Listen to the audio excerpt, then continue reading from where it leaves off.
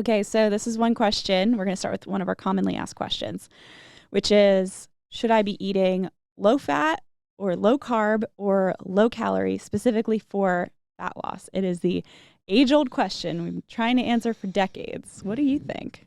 Yeah, and I mean, now that the sugar craze diet is the latest diet, we should probably just go low fat, high carb, right? Of course. And I mean, that's just in time for the Lion diet to come out, and then we'll go high fat, low carb. But It's like switching by the day. It's switching by the day, whether it's high carb or... almost as if there's something upstream of those two things that actually matters. What could it possibly be? Total energy, right? So let's zoom out with that.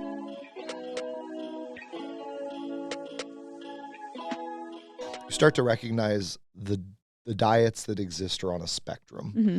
And all of them have some validity, but given the human that we're talking to, there are a lot of things that we need to understand about that human before we decide which one makes the most sense. Yep. And so if we are trying to change body composition through fat loss, which means we are trying to tap into the fat reserves in the body, there needs to be an energy deficit, which means there needs to be less energy coming in than is going out. Yep. And that otherwise is said, calorie deficit is what people might take that as. Energy, literally calories are a unit of energy.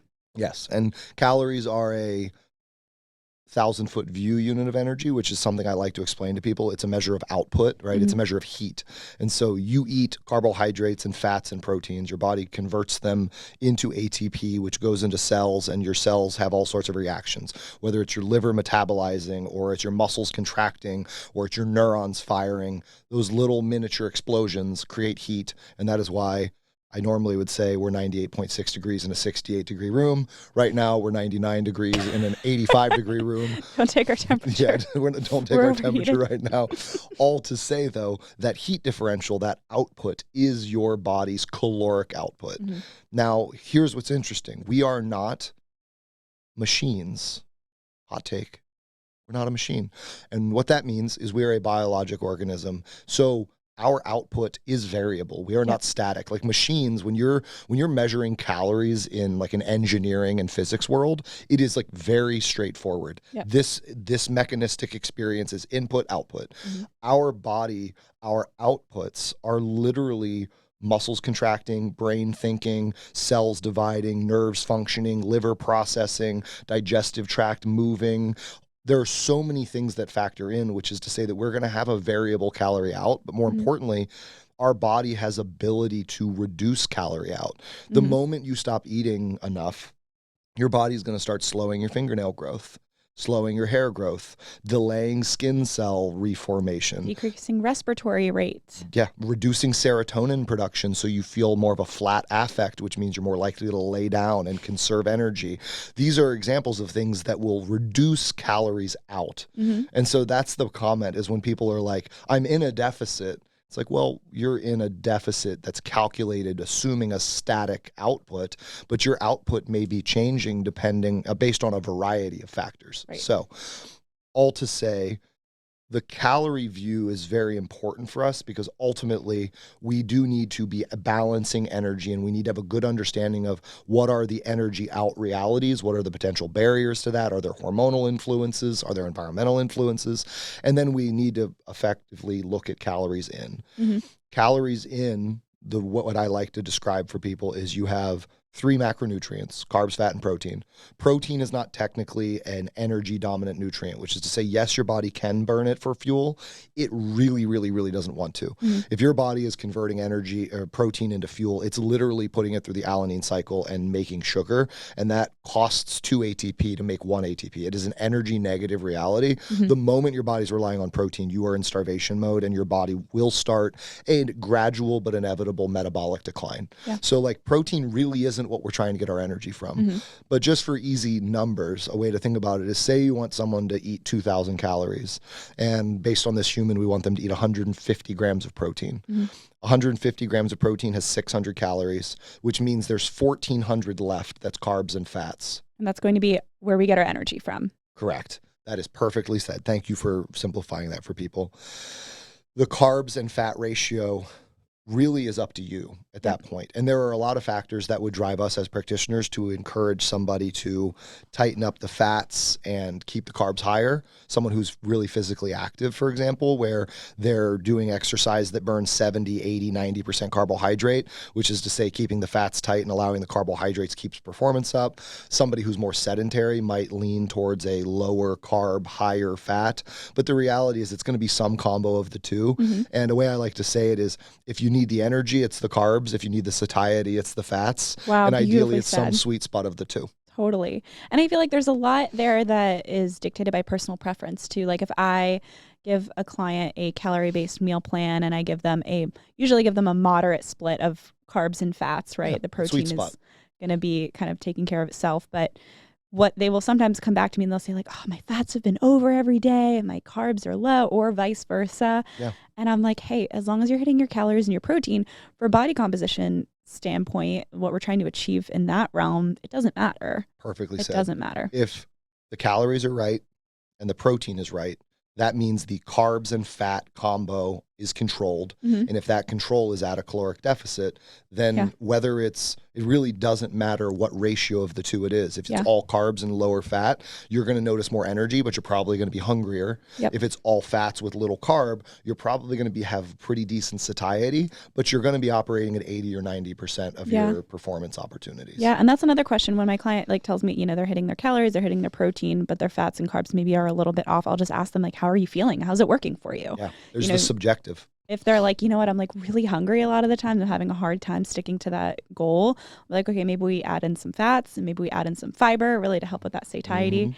Mm-hmm. So some non-starchy vegetables and things like that. And then on the flip side, if they are finding that they're struggling with their workouts, they're not, you're probably not hitting a ton of PRs when you're in a calorie deficit regardless, but if they're really struggling to have the energy to get through that, I will specifically cluster their carbs around their workout so that they have the energy for that when it's available, which is something I learned from you. Hey, what do you know? Good teacher.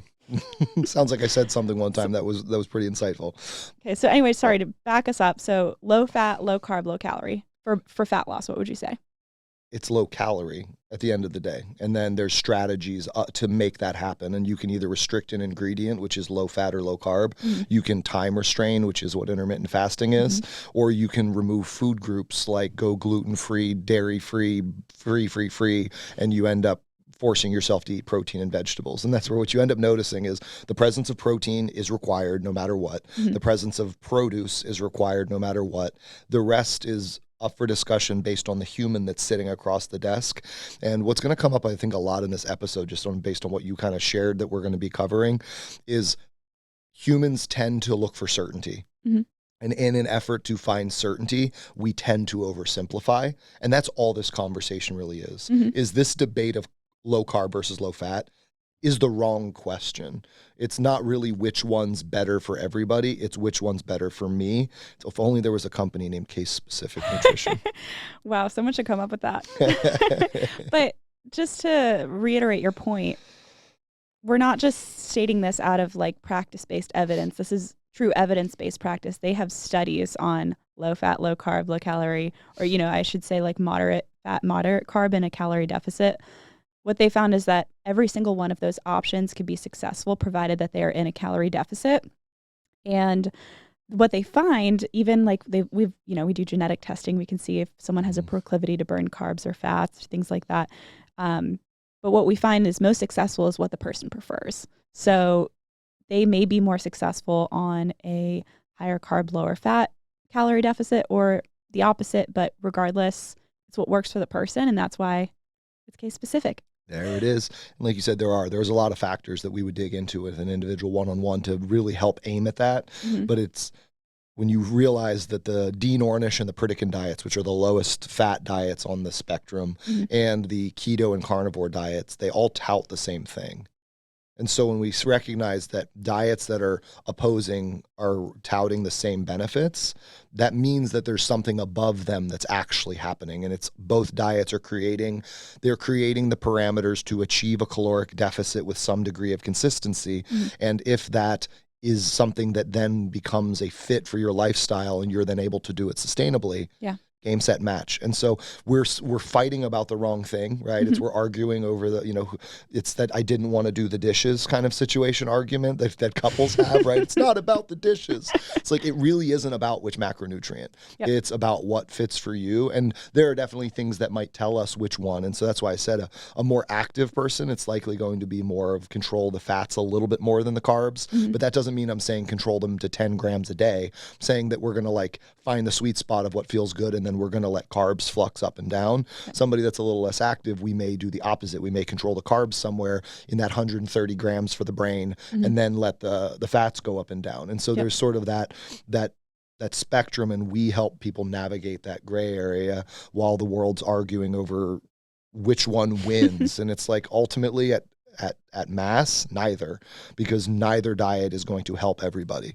Like it is going, like a low carb diet will fail a lot of people. A low fat diet will fail a lot of people. And to be honest, a low calorie diet still fails a fair amount of people. And to be fair, that is why we exist. Yep. That is a whole nother topic we should dive into at some point. Like, I'm in a calorie deficit. Why am I not losing weight? That's a whole conversation. That's a for fun another thing day. Because like what you just said, you see where that, we won't fractal, but it's like, well, then you're not in a calorie deficit. But go back to what I said earlier when I said that we have hormonal realities. They're in a calorie deficit, assuming a static output. The comment is, if they actually are consuming what they are consuming, it either means they're eating more than they think they are, or their body's burning less than they think it should. And there are a bunch of reasons why their body's burning less than they think it should. There's a whole bunch of factors. And like you said, you and I just found another topic to talk about. Noted for next time.